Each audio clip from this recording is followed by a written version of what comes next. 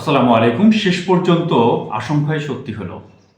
America এবং Israel মিলে সম্মিলিত একটা হামলা চালিয়েছে ইরানের বিভিন্ন শহরে। অন্ততপক্ষে ৫টি শহরে ব্যাপক হামলা চালিয়েছে আমেরিকা এবং ইসরায়েলি বিমান এবং ক্ষেপণাস্ত্র।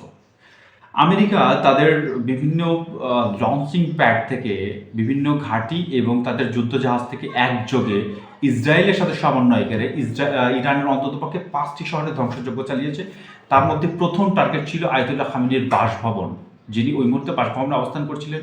গোয়েন্দা সদর দপ্তর, পুলিশ হেডকোয়ার্টার্স এবং আইআরজিসির কমান্ড সেন্টার যেটাকে বলা হয় সেটা।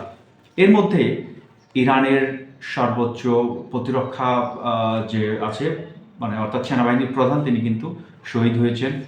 ইরানের গোয়েন্দা মন্ত্রী সৈয়দ ইসমাইল খতিব জাদা তিনিও শহীদ হয়েছেন। এছাড়া আইআরজিসির ব্যাপক সেনা সদস্য হতাহত হওয়ার খবর পাওয়া যাচ্ছে। এছাড়া এই মুহূর্তে ইরানের বিভিন্ন জনপ্রিয় গণমাধ্যমগুলো কিন্তু ইসরায়েলের সাইবার অ্যাটাকের শিকার হয়েছে।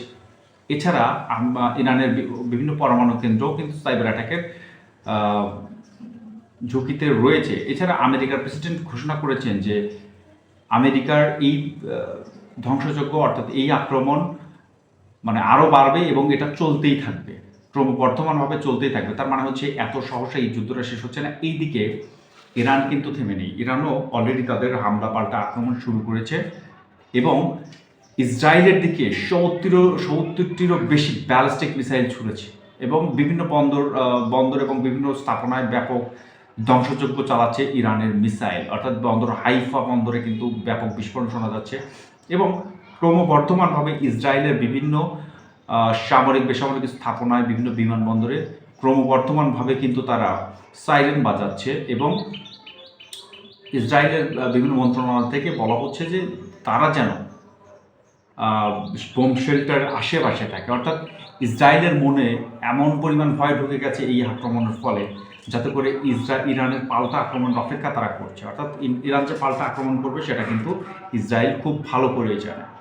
ঠিক আছে, যার ফলশ্রুতিতে ইরান এই মুহূর্তে আকাশপথ বন্ধ করে দিয়েছে এবং ইসরায়েলও তাদের আকাশপথ বন্ধ করে দিয়েছে। এই মুহূর্তে সবচেয়ে বড় বিষয় হচ্ছে এই মুহূর্তে ইসরায়েল সমর্থনকারী যে সকল মুসলিম দেশ রয়েছে তাদের অবস্থান কি হবে। ইতিমধ্যে কাতার সতর্কতা জারি করেছে, জরুরি অবস্থা জারি করেছে। Oman, Jordan, Kuwait, Bahrain, Saudi Arab, সংযুক্ত আরব আমিরাত, মিশর, সিরিয়া প্রত্যেকটা দেশ কিন্তু মানে অলরেডি জরুরি অবস্থা ঘোষণা করেছে এবং আকাশপথ বন্ধ রাখার সিদ্ধান্ত নিচ্ছে এবং সতর্কতা জানিয়েছে আমেরিকা যেন তাদের ঘাঁটি ব্যবহার করে ইরানের উপর আক্রমণ না করে।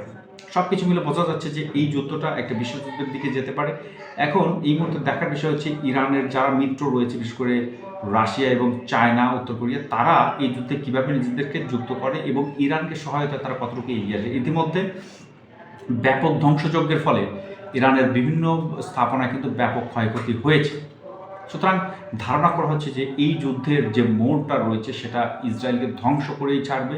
আমরা আশা করব ইরান এক্ষেত্রে থামবে না, সংক্ষিপ্ত প্রতিক্রিয়া জানাবে না, ব্যাপক এবং বিধ্বংসী প্রতিক্রিয়া জানাবে। কারণ ইতিমধ্যে তারা যে অপারেশনের নাম দিয়েছে মানে সবশেষ প্রতিক্রিয়া নামে একটা ঘোষণা দিয়েছে যে এই হামলার প্রতিক্রিয়া হবে সবশেষ প্রতিক্রিয়া। অর্থাৎ ইসরায়েলকে তারা ধ্বংস করে ছাড়বে এবং এটাকে জাহান্নাম বানিয়ে ছাড়বে, আমেরিকাকে ধ্বংস করে ছাড়বে, আমেরিকার বিভিন্ন সামরিক ঘাঁটিকে ধ্বংস করেই ছাড়বে। এখন আমরা দেখতে চাচ্ছি যে আসলে ইরান কিভাবে জবাব দেয় এবং এর জবাবটা কতটুকু ভয়ঙ্কর।